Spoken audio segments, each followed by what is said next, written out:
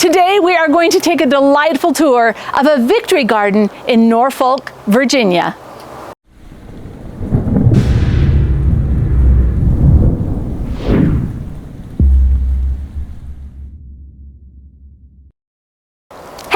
Preppers, I'm Kylene, and last week I was able to hop on a plane and go and visit the Botanical Gardens in Norfolk, Virginia, and they are amazing. They're a zone 8A, and so they're a couple zones ahead of us. We're only a 6, so we're behind, and it was really fun to see.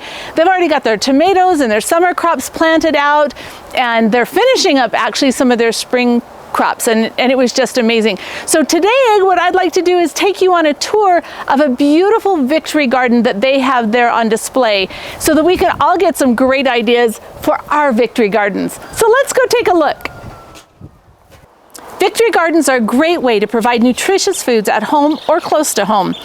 Victory gardens boost mental and physical health, not to mention increasing the nutrition in your diet.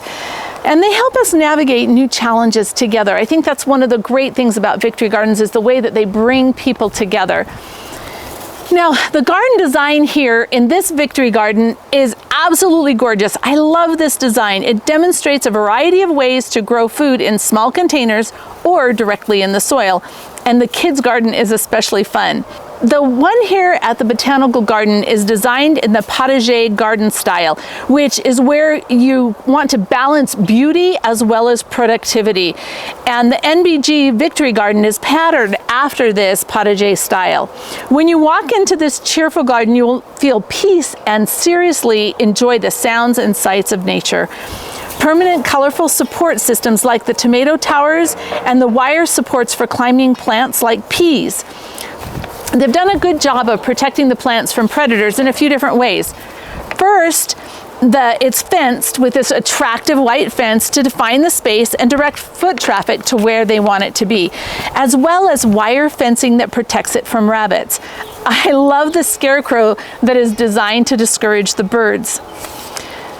Along the fence line of the kids' garden, you'll see espalier trees and these tower garden beds that are using ground cloth. So if you look at them, it's like this built-in fence shelf, and all they're doing is they have the soil right inside of the ground cloth. And so it lets the moisture go through, it allows the plants to grow. And think about a fence line that you have. If you don't have any room, but you have a fence with some sunlight, you could do something like this on there. Grow bags are also strategically placed all over the garden and contain really fun combinations like tomatoes, herbs, and flowers, all in that same bag, taking best advantage of that growing space. There are rain barrels that they use to capture water from various structures to provide rainwater to water the garden during the dry days. Materials are composted and the soil is rich in organic matter. Check this out. I'm not positive, but I think that they're using a dense amount of pine needles and high acid in the walkways to discourage plant growth. I think that's what's going on here, but notice just how high in organic matter the soil is. They have an entire demonstration area where they demonstrate a variety of composting methods to help folks find a method that will work best for them.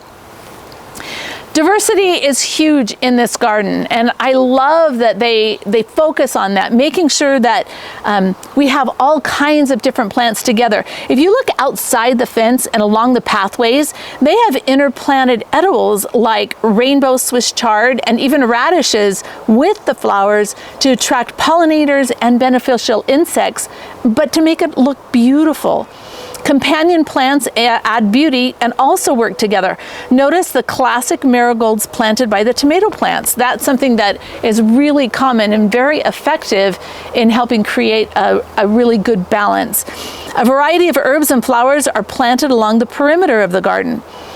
It's still springtime, and notice how the variety of greens in this garden have been producing for a few months already, while the summer crops like tomatoes are just getting started. And when I look at this garden, it's just absolutely gorgeous. They've done a fantastic job.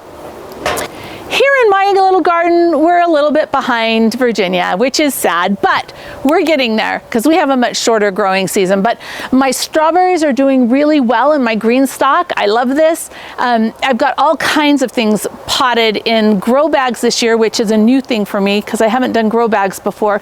I've got all these starts hardening off, waiting for us to pass. We've got a hard frost in a few days, and so I can't put them out yet. So they're all still in their containers hardening off, and then I'll just stick them back inside to protect them and plant them out when it is safe. So you saw this beautiful victory garden in Virginia. Did it give you any ideas? How's your victory garden coming along? And what great things can you share with us so that we can have great ideas for ours? Comment below. And thanks for being part of the solution.